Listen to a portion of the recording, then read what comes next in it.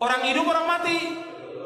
Di surah Yasin ayat 70 Allah berfirman, liyundzira man kana hayyan wa yahiqqal qawlu 'alal kafirin. Bahwa Al-Qur'an diturunkan Allah untuk mengancam orang yang hidup, hayyan, orang yang hidup, bukan orang mati. Kok orang mati dibacakan Quran? Manfaatnya apa? Enggak ada manfaatnya. Disuruh kita baca. Bagaimana kalau kita datang ke kuburan orang tua, kali kerabat, kemudian kita membaca Al-Fatihah? Baca Al-Fatihah nggak ada contoh. Al-Fatihah untuk orang mati nggak ada contoh dan nggak akan sampai. Imam Syafi'i mengatakan demikian. Sebagaimana dikatakan oleh Al-Hafidz Ibnu Katsir ketika menafsirkan ayat dalam surah An-Najm ayat 39, wa an laisa lil insani illa ma sa'a. Seseorang tidak akan mendapatkan apa yang diusahakan. Kata Ibnu Katsir bahwa Imam Syafi'i berpendapat bahwa nggak bisa orang mengirimkan bacaan atau pahala kepada orang, nggak bisa, nggak akan sampai. Masalah ibadah kembali pada masing-masing orang. Jadi Al-Fatihah nggak sampai. Begitu juga yang lainnya bacaan Al-Quran. Kadang-kadang orang sudah meninggal dibacakan Quran. Orang disuruh membaca Al-Quran di mana? Di rumah. Terutama surah Al-Baqarah, di masjid baca Al-Quran, bukan di kuburan. Al-Quran ini diturunkan oleh Allah untuk ancaman kepada siapa? Orang hidup, orang mati. Di surah Yasin ayat 70 Allah berfirman, liyundzira man kana hayyan wa yahiqqal qawlu 'alal kafirin. Bahwa Al-Quran diturunkan Allah untuk mengancam orang yang hidup, hayyan, orang yang hidup, bukan orang mati. Kok orang mati dibacakan Quran? Manfaatnya apa? Enggak ada manfaatnya. Disuruh kita baca Al-Quran di rumah kita. Kata Nabi, la taj'alu buyutakum maqabira inna syaitana yanfiru minal baiti alladhi tuqra'u fi suratul Baqarah. Jangan kamu jadikan rumah kamu seperti kuburan. Sesungguhnya syaitan lari dari rumah yang membacakan surah Al-Baqarah. Enggak ada para sahabat membacakan Quran di kuburan, enggak ada. Kemudian juga mengirimkan Al-Fatihah kepada Nabi juga enggak ada. Ini kan banyak orang setiap hari dari majelis ila hadratin Nabi Al-Fatihah. Dari mana dalilnya? Dari mana dalilnya? Dari mana? Yang disuruh kita membanyakan apa? Sholawat kepada Nabi, bukan baca Al-Fatihah. Kenapa enggak Al-Baqarah? Kenapa enggak Ali Imran? Kenapa enggak An-Nisa? Kenapa enggak Al-Maidah? Kok Al-Fatihah? Enggak ada dalilnya. Di Quran maupun di hadis Nabi yang sahih, enggak ada para sahabat kumpul, ayo kita baca Al-Fatihah untuk Nabi. Enggak pernah ada. Enggak ada seluruh riwayat yang demikian dan enggak akan sampai. Perhatikan, yang Nabi mau kepada umatnya apa? Ittiba, mengikuti beliau, bukan mengirimkan Al-Fatihah. Nabi sudah tempatnya di sorga yang paling tinggi. Nabi itu Firdaus al-A'la yang paling tinggi. Yang pertama kali membuka pintu sorga siapa? Rasulullah SAW. Kita kayak banyak amalan aja ngirimkan Fatihah ke Rasulullah. Membahas bahwa Nabi Muhammad tak pernah menganjurkan untuk mengirim Al-Fatihah untuk orang yang sudah meninggal. Apakah betul Pak Ustaz? Apakah ada hadisnya? Kalau ada orang meninggal dunia, hadis pertama, kalau ada orang meninggal dunia, asri'u lahu, cepat-cepatlah kuburkan. Jangan jenazahnya tahan lama-lama. Saya sampaikan sudah ke istri saya, kalau aku mati cepat-cepat kuburkan. Mati maghrib, ba'da isya kuburkan. Bagaimana makam malam? Abu Bakar Siddiq meninggal dimakamkan malam. Tempat kita banyak lampu. Tak ada menggali, carikan ekskavator. Jangan tunggu sampai besok. Sudah saya sampaikan itu. Ini meninggal sore, ditunggulah sampai besok. Kenapa belum jadi kuburkan? Tunggu zuhur. Habis zuhur, anak pula delay pesawat Lion Air 3 jam dari Surabaya. Sampai jam 5 sore, kata sambutan dari RT, RW, tokoh masyarakat, nenek mama, orang Sumando, sadonyo. Panjang cerita. Kalau bolehlah jenazah itu di dalam ngokok. Capek dah. Betul ini dah. Tak sabar mau ikut ruang interview ujian dia. Nah, cepat-cepat. Setelah kalian kuburkan cepat-cepat, bacakanlah pada bagian kepalanya Al-Fatihah. Pada bagian kakinya ujung surat Al-Baqarah, lillahi ma fis samawati wa ma fil ard. Dalil pertama. Terima kasih Pak. Ini kalau ada air ini makin lama sih biasanya. Dalil kedua, Kata Abdullah ibnu Umar ibnu Khattab, anak Umar bin Khattab, dalam kitab Ar-Ruh, murid Imam Ibnu Taimiyah punya murid namanya Imam Ibnu Qayyim Al-Jauziyah, nama kitabnya Ar-Ruh. Kalau nanti aku mati, tolong bacakan pangkal surat Al-Baqarah sampai wa ulaika humul muflihun, dan bacakan ujung surat Al-Baqarah, lillahi ma fis samawati wa ma fil ard. Dalil yang kedua. Maka berdasarkan dalil ini, kata mazhab Syafi'i dalam kitab Al-Majmu' Syarah Muhadzab disebut oleh Imam An-Nawawi, wa in khatimul Qur'an, seelok-eloknya bacalah sekhatam Quran. Kalau tak sanggup sekhatam Quran, bacalah hatinya Al-Quran, qalbul Quran, Yasin wal Qur'anil Hakim, innaka laminal mursalin. Kenapa Pak Imam menangis? Belum dibayar utangnya. Nah, tak sanggup membaca Yasin terlalu panjang, Ummul Quran Al-Fatihah untuk almarhum Ustaz Abdul Somad. Al-Fatihah. Sampai tak aku Pak Ustaz? Sampailah. Dalil sudah saya bacakan.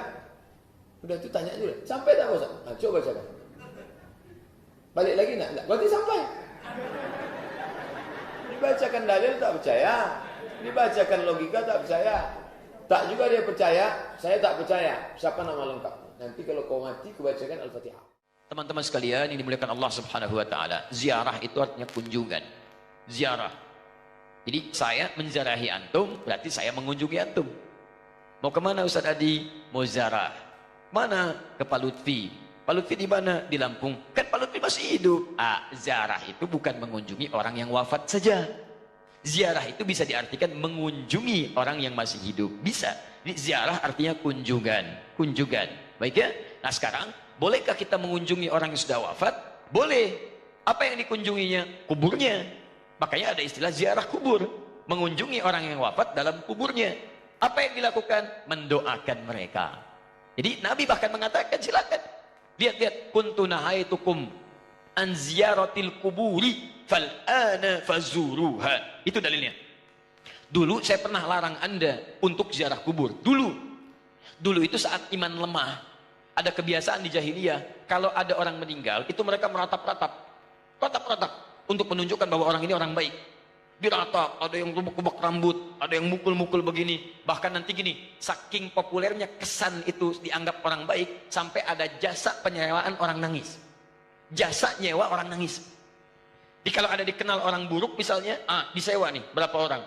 Rombongan, untuk nangis saja. Nangis, terus meratap-ratap. Ada itu, zaman jahiliyah. Jadi begitu ada kebiasaan seperti itu, jadilah kultur di masyarakat. Biasanya budaya itu muncul karena biasa. Biasa itu dari kebiasaan. Kebiasaan begitu jadi tradisi nanti ya. Maka ketika ada tradisi itu kuat di masyarakat, iman mulai lemah. Di awal-awal iman masih lemah maksud saya. Karena masih lemah, belum ada penguatan tauhid yang kuat, muncul kebiasaan itu, maka dilarang oleh Nabi sallallahu alaihi wasallam untuk sementara waktu ziarah kubur. Larangan datang. Kenapa dilarang? Bukan gak boleh ziarah. Bukan gak boleh ziarah. Larangannya karena dikhawatirkan ketika ada yang meninggal, tradisi tadi lebih kuat daripada awal-awal keislaman, muncullah seperti itu. Sehingga maaf, iman yang seharusnya muncul teman-teman sekalian, itu terhenti, terbatasi oleh nilai-nilai tradisi yang tadi. Maka setelah imannya kuat, paham bisa membedakan, mana doa, mana diskusi, mana ceramah, mana ngobrol, ya kan? Mana kemudian teman-teman sekalian bisa mendoakan dengan baik, mana yang bisa meningkatkan iman, mana yang bisa mengurangi iman. Dari situlah kemudian, ini yang paling menarik, muncullah sabda Nabi, kuntu nahaitukum an ziyaratil kuburi. Dulu saya larang kalian ziarah kubur karena dikhawatirkan kalian meratap, minta-minta pada yang tidak baik. Fal'ana fazuruha. Sekarang ziarahi. Di ziarah kubur itu hukumnya boleh. Sekarang antum katakan, saya ingin ziarah Wali Songo. Boleh. Apa yang dilakukan saat ziarah itu? Turunkan lagi hadis-hadis Nabinya. Doakan mereka. Apa doanya? Salam dulu. Assalamualaikum ya ahlad diyar. Minal mu'minina wal mu'minat. Wal muslimina wal muslimat. Wa nahnu insya'allahu bikumul lahiqun. Ziarah. Bahkan antum kepada Nabi. Ke Madinah. Ziarah. Begitu setelah selesai sholat Raudhah. Antum lewat Babu Salam. Lewat. Itu kan ziarah. Assalamualaikum ya Rasulullah. Assalamualaikum ya Abu Bakrin. Assalamualaikum ya Umar radhiyallahu taala anhuma. Antum ke baki ziarah. Assalamualaikum ya ashaban Nabi sallallahu alaihi wasallam. Assalamualaikum ya ahlad diyar minal mu'minina wal mu'minat wal muslimina wal muslimat wa nahnu insyaallah bikumul lahiqun. Datang ke Wali Songo ziarah. Apa darahnya? Sampaikan salam. Salamnya yang tadi. Setelah itu apa? Itu sunnah Nabi. Berdoa. Allahumma ighfir lahum warhamhum wa'afihim wa'fu anhum wa akrim nuzulahum wasi' madkhalahum wa naqqihim minal khataaya kama yunaqqa thawbul abyadu minad danas. Doakan mereka. Ya Allah, alirkan pahala pada mereka. Ya Allah, berikan kemuliaan pada mereka yang telah membawa risalah dakwah ke Nusantara. Ya Allah, muliakan keluarganya. Ya Allah, berikan kekuatan ya Allah kepada keluarganya dalam keadaan yang terbaik. Selesai, itulah ziarah kubur. Lalu sampaikan, ya Allah, kami pun sadar kami kapan pun akan diwafatkan. Maka wafatkan kami ya Allah seperti Engkau wafatkan mereka dalam keadaan yang terbaik. Sudah. Makanya kata Nabi, cara terbaik meningkatkan iman, mengunjungi, berziarah atau ingat pada kematian. Sering lewat alam kubur mengingatkan kita mendekatkan diri pada Allah Subhanahu wa taala. Yang tidak boleh, maaf, minta-minta di kuburan. Pegang nisan, kan?